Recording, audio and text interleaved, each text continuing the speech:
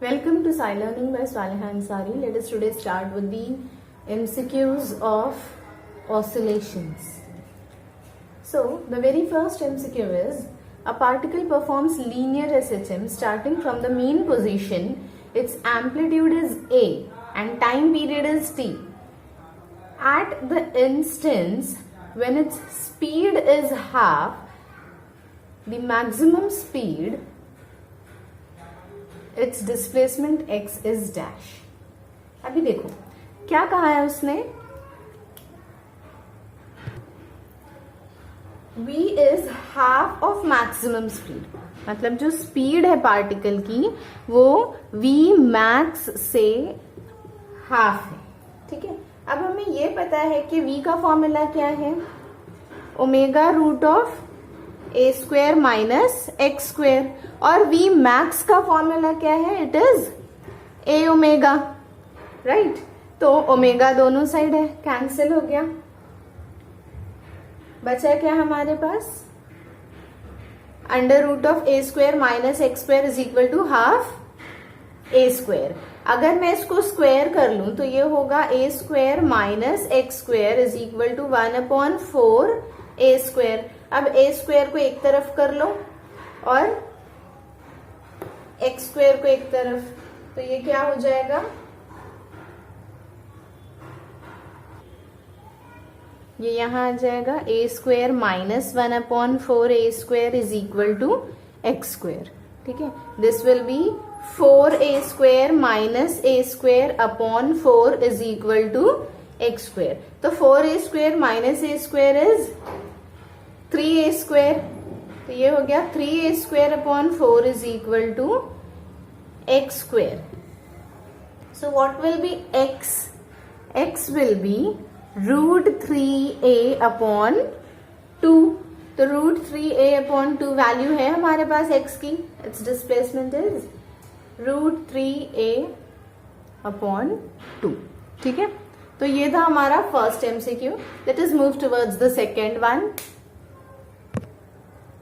A body of mass 1 kg is performing linear SHM. Its displacement x centimeter at t second is given by x is equal to 6 sin 100t plus pi by 4. Maximum kinetic energy of the body is, हमें maximum kinetic energy पता करना है. दिया क्या है, mass 1 kg है, displacement is 6 sin 100t plus pi by 4. हमें पता करना है कि काइनेटिक एनर्जी क्या है. ठीक है, तो अब हमें जनरल इक्वेशन पता है डिस्प्लेसमेंट की. क्या है general equation, x is equal to a sine omega t plus 5. तो अगर हम इसको इससे कंपेयर करें तो हमें एम्पलीट्यूड कितना मिलेगा, 6 सेंटीमीटर, क्योंकि हमें यहाँ पे डिस्प्लेसमेंट इन सेंटीमीटर में दिया है. ठीक है, तो ये 6 सेंटीमीटर है, मतलब 6 इंटू 10⁻² मीटर हो गया. करेक्ट. ओमेगा कितना दिया है, 100, विच इज 100 रेडियंस पर सेकेंड. अब काइनेटिक एनर्जी का फॉर्मूला क्या है, kinetic energy is half m omega square A square minus X square. Correct. तो मैक्सिमम काइनेटिक एनर्जी क्या हो जाएगी, देखो मैक्सिमम काइनेटिक एनर्जी के लिए क्या होता है, मीन पोजीशन 0 होती है. दैट इज मीन पोजीशन, जो डिस्प्लेसमेंट है वो मीन पोजीशन पे होता है, दैट इज x 0 हो जाता है. x 0 होता है जब, तब काइनेटिक एनर्जी मैक्सिमम होती है. अगर आपको याद हो तो मैंने ऑसिलेशंस की थ्योरी में बताया था, नहीं याद है तो भी मैं ऑसिलेशन के लेक्चर्स की लिंक आपको डिस्क्रिप्शन बॉक्स में दे दूंगी, आप जाके चेक कर सकते हैं. ठीक है, वो भी देखेंगे तो आपको बहुत अच्छे से समझ जाएगा कि काइनेटिक एनर्जी कब मैक्सिमम है, कब मिनिमम है, पोटेंशियल एनर्जी कब मैक्सिमम है, कब मिनिमम है. ठीक है, तो यहाँ पे x की वैल्यू 0 रखेंगे मैक्सिमम काइनेटिक एनर्जी के लिए, तो ये हो जाएगा हाफ m ओमेगा स्क्वेयर ए स्क्वेयर. अब हमें हमारे पास में m की वैल्यू भी है, ओमेगा की भी है और a की भी है, तो लेट अस सब्स्टिट्यूट. m की जगह 1 kg, ओमेगा क्या था, 100 था. राइट, तो 100 स्क्वेयर एंड a क्या था, 6 इंटू 10⁻², तो 6 इंटू 10⁻², द होल स्क्वायर। ठीक है, अब अगर आप इसको सॉल्व करो तो you will get the answer as 18 joules. ठीक है, so this is what we got the answer of kinetic energy. हमारे पास है यहाँ पे 18 joules, right. So let us move towards the third question. The length of seconds pendulum on the surface of the earth is nearly 1 meter. Its length on the surface of the moon should be dash. ठीक है, और आपको दिया क्या है कि moon पे acceleration due to gravity is 1/6 of that of earth surface. ठीक है, तो ये देखो what is provided, मून पर जो acceleration due to gravity है वो अर्थ की acceleration due to gravity से 1/6 है। हमें पता क्या करना है कि मून पर उस सेकेंड्स पेंडुलम की लेंथ कितनी होगी। फाइन, तो टाइम पीरियड का फॉर्मूला पता है हमें, time period is 2π√L/g।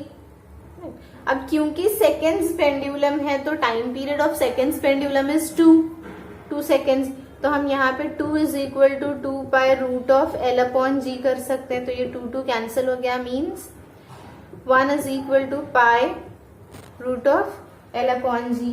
Correct.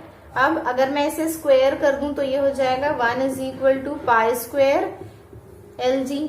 अब मैं ये g और π² को यहां लेकर आती हूं तो ये क्या हो जाएगा, L is equal to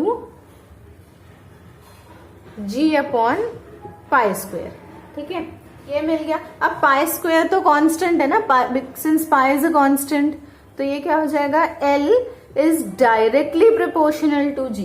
अगर L G से डायरेक्टली प्रोपोर्शनल है means I can say length of moon is directly proportional to acceleration due to gravity of moon and length of earth is also directly proportional to GE।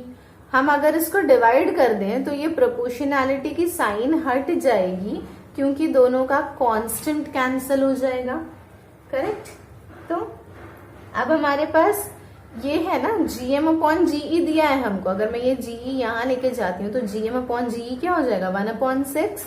तो ये हो गया Lm/Le भी हमें दिया हुआ है। Length of earth is 1 metre, यानी length of that seconds pendulum on earth surface is around 1 metre, ये भी हमें दिया है। तो ये 1 हो गया, ये 1/6 हो गया। तो आंसर क्या आ जाएगा आपका, Lm is equal to 1/6 metre. Correct, क्योंकि नीचे 1 है ना, लिखना नहीं लिखना डजेंट मैटर। तो 1/6 मीटर हमारे पास है, आंसर में है। राइट, तो ये हो गए हमारे पहले 3 MCQ। Late us move towards the fourth one. Two identical springs of constant K are connected first in series and then in parallel. A metal block of mass m is suspended from their combination. The ratio of their frequencies of vertical oscillation will be in the ratio dash. सबसे पहला time period का formula क्या है, T is equal to 2π√m/k। Correct, हम spring की बात कर रहे हैं। तो अगर ये टाइम पीरियड है तो फ्रीक्वेंसी क्या होता है, टाइम पीरियड का रेसिप्रोकल। तो ये हो जाएगा 1/2π√k/m। इसका मतलब देखो 1/2π तो कांस्टेंट है, मास भी कांस्टेंट है, means F is directly proportional to √k हो जाएगा। Means F is directly proportional to √k। अब देखो पहली कंडीशन कह रहा है कि मेटल ब्लॉक जो दोनों स्प्रिंग्स हैं वो सीरीज में कनेक्टेड है।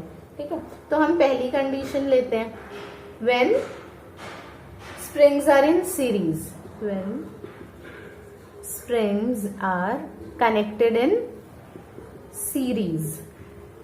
ठीक है, अगर सीरीज में कनेक्टेड है तो फॉर्मूला क्या होता है, 1/ks is equal to 1/k1 plus 1/k2। Correct, ऐसे ही चलता रहता है, plus 1/k3 plus 1/k4। Right, लेकिन यहाँ पे हमें दिया है कि दोनों आइडेंटिकल स्प्रिंग्स हैं तो दोनों का कांस्टेंट k है, means k1 is equal to K2 which is equal to K ले सकते हैं हम, तो ये हो जाएगा 1/K plus 1/K means it is 2/K, correct, 2/K है, इट मीन्स KS क्या हो जाएगा, रेसिप्रोकल करना पड़ेगा, तो KS will be K/2, right, तो ये मुझे KS मिला। नाउ वी विल सी कि अगर स्प्रिंग्स पैरेलल में कनेक्टेड है तो क्या, मैं यहां से ये रब कर देती हूं, तो ये हो जाएगा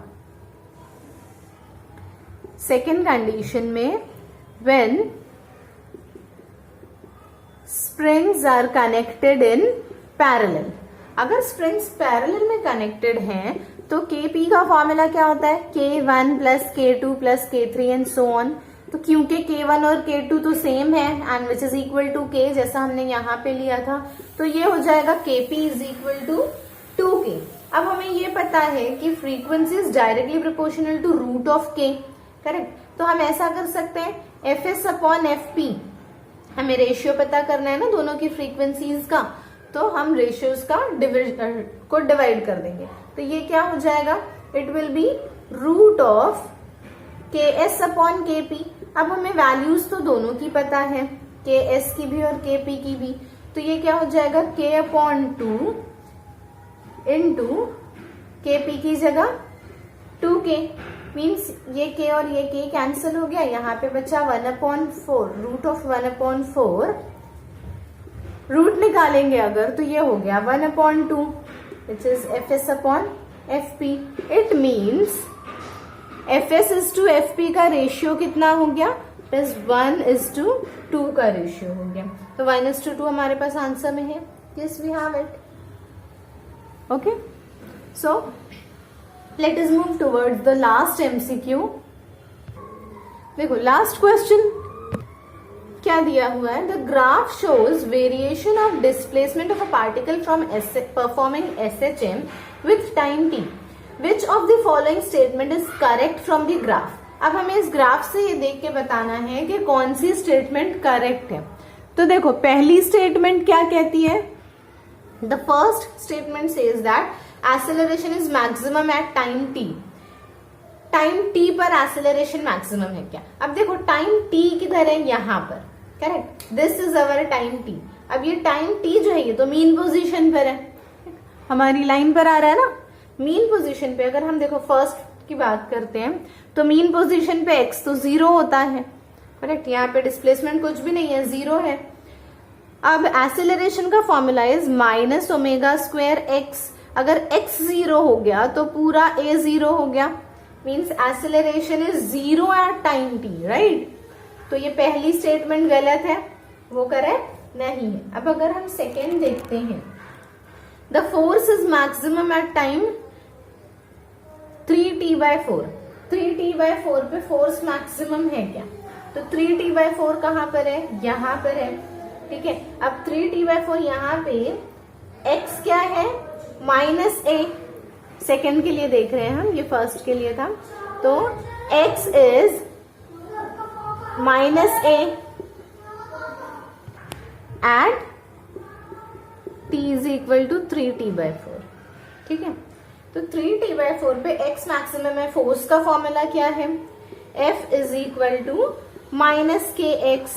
तो अगर मैं यहाँ पे वैल्यू रखूं इसकी x की, तो ये क्या हो जाएगा, KA, F is equal to KA। अब F is equal to KA तो मैक्सिमम है, means force is maximum, correct. It means ये क्या हो गया, सेकेंड स्टेटमेंट हमें करेक्ट जा रही है। लेकिन हम थर्ड भी चेक कर लेते हैं, लेट अस सी थर्ड सही है या नहीं है। Velocity is 0 at time t/2, t/2 कहाँ है, यहाँ पर। अब थर्ड अगर हम देखते हैं तो टाइम पीरियड इज 3t/2, ठीक है, हमें टाइम दिया हुआ है t/2। अब t/2 पे x अगेन मीन पोजीशन पे, तो x 0 हो जाएगा। वेलोसिटी का फॉर्मूला क्या है, तो v तो हमारा omega root of a square minus x square है, एक्स की 0 रखते हैं अगर वैल्यू तो ये हो जाएगा omega root of a square, means it will be a omega. लेकिन ये 0 नहीं हुआ, ये तो मैक्सिमम हो गया, करेक्ट, मीन्स ये भी नहीं। इन शॉर्ट अगर हम सारी स्टेटमेंट सॉल्व करके देखते हैं तो भी हमें जो राइट आंसर मिला था वो सेकंड पे ही मिला था, means second statement is the correct one. ठीक है, सो this is all about the MCQs of this chapter. So let us begin with the numerical part, which begins from the question number 8 of your exercise. At what distance from the mean position is the speed of the particle performing SHM is half its maximum speed? Given path length of SHM is 10 centimeter. अब यहाँ पर आपको एक particle दिया हुआ है जो SHM perform कर रहा है.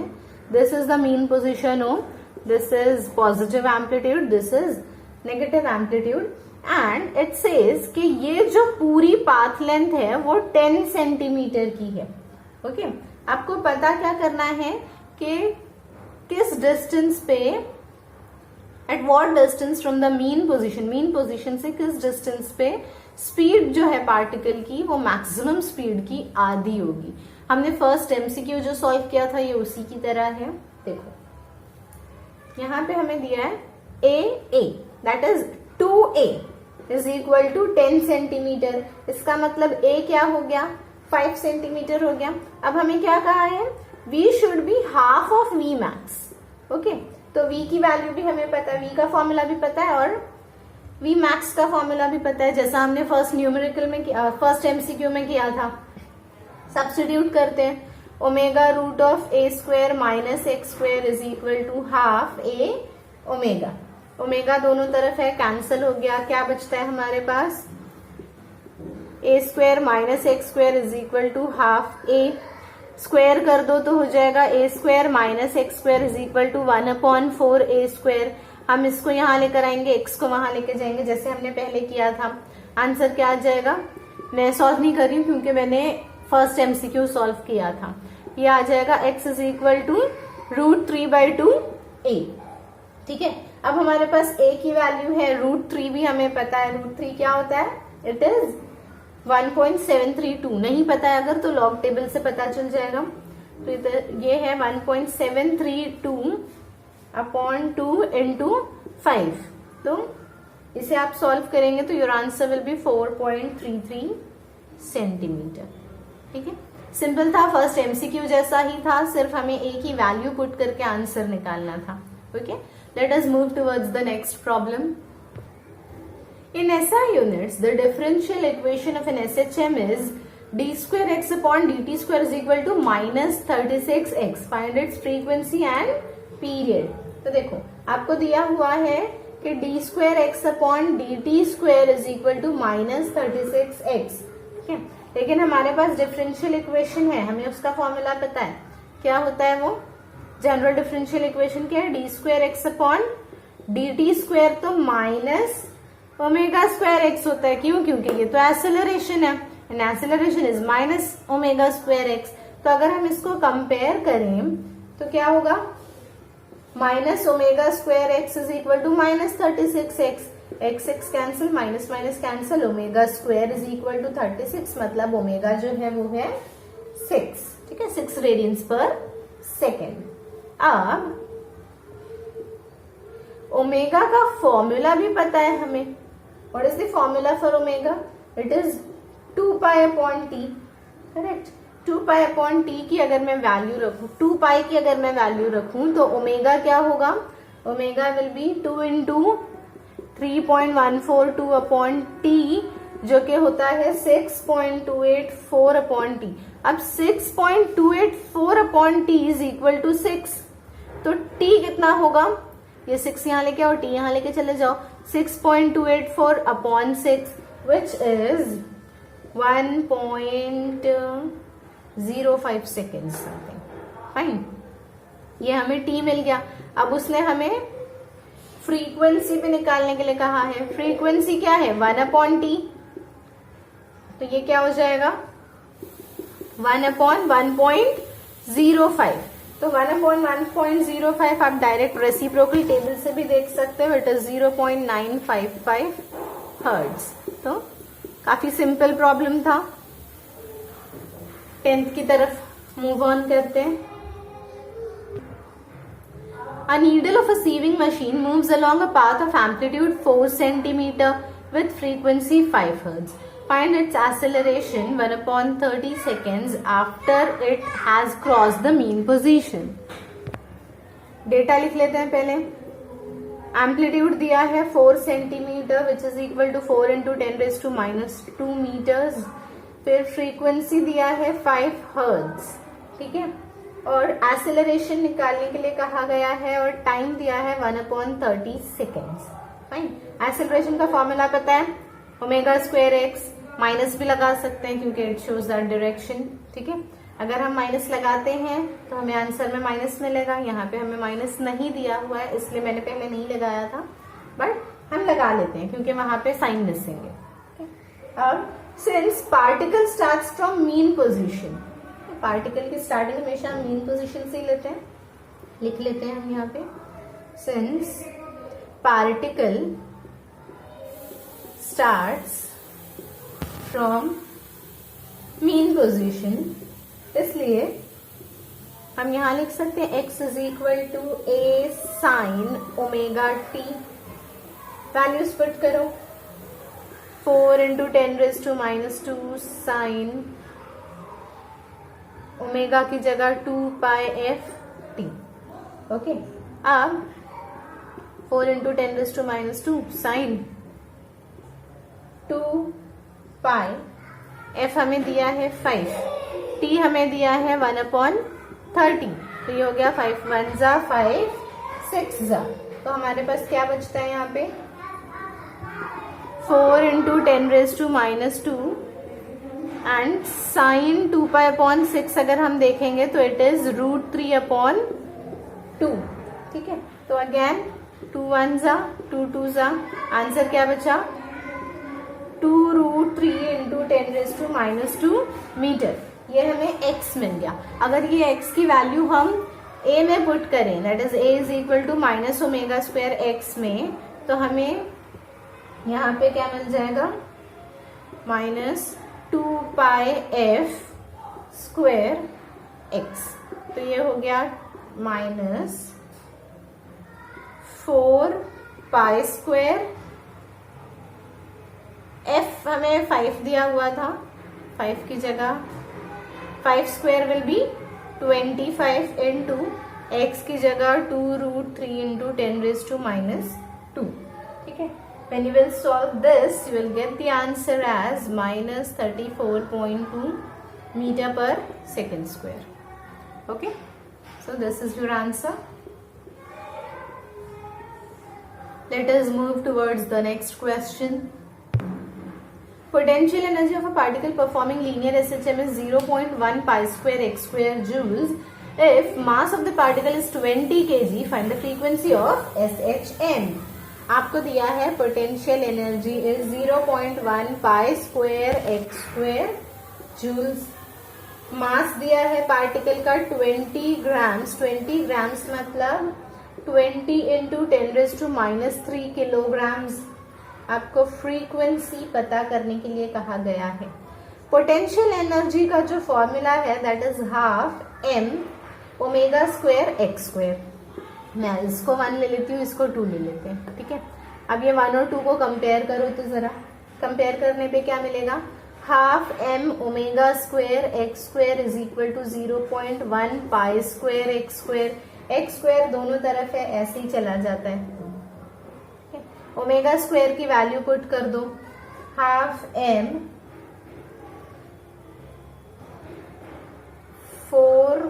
4π²f²। मैंने ओमेगा की वैल्यू रख के उसको स्क्वायर कर दिया। ओमेगा की वैल्यू इज 2πf, मैंने डायरेक्टली स्क्वायर कर दिया तो मुझे डायरेक्टली 4π²f² मिल गया। अब ये π² भी कैंसिल हो गया। हमारे पास क्या बचता है, ½ mf² इज इक्वल टू 0.1। अब m तो मुझे ऑलरेडी दिया हुआ है ना क्वेश्चन में हमारे पास, तो उसकी वैल्यू पुट कर दो, ½ into 20 into 10⁻³ f² is equal to 0.1। तो ये 2 जा, ये 10 जा, ये कितना बचा हमारे पास, जो भी है यहाँ पे इसको यहाँ लेके आओ। तो f² क्या हो जाएगा 0.1 अपॉन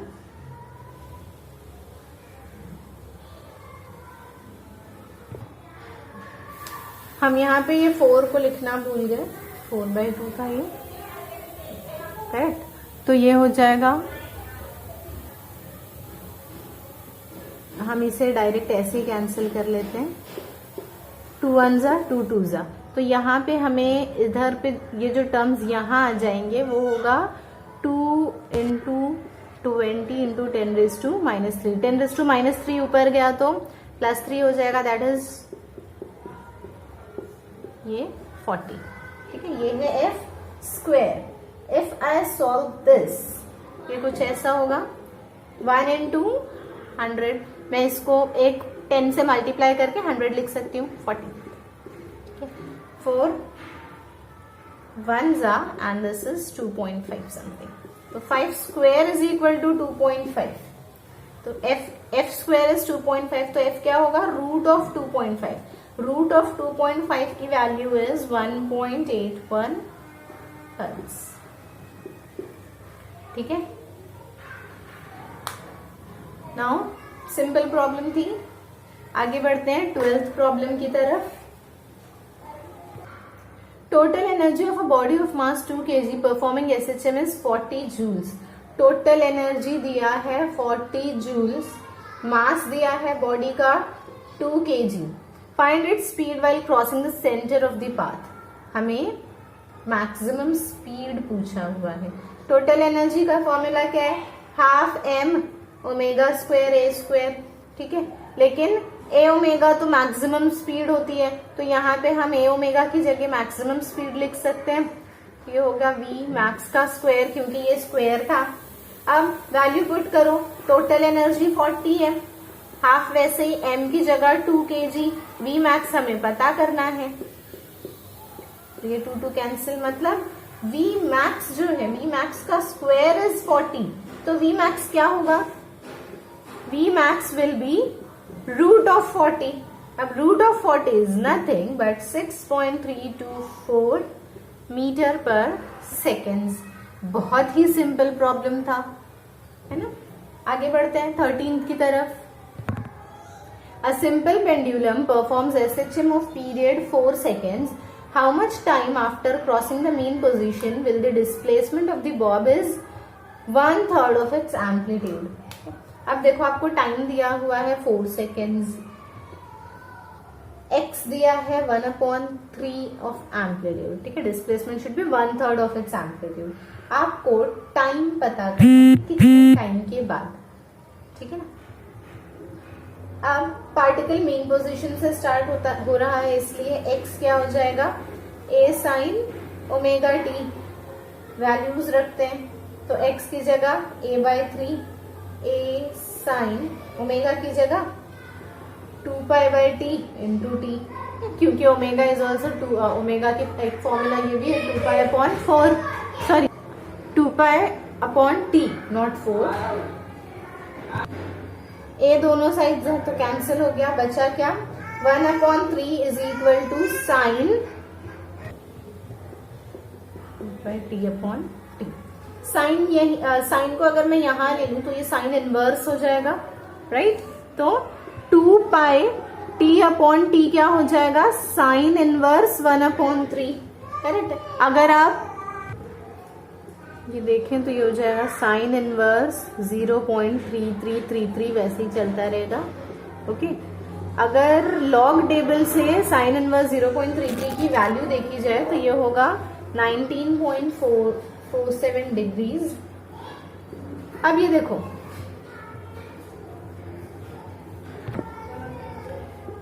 टू पाई t/t था, लेकिन t हमें ऑलरेडी 4 seconds दिया है, तो ये 2 1 2 2 हो गया, means π/2t is equal to 1.947 degree.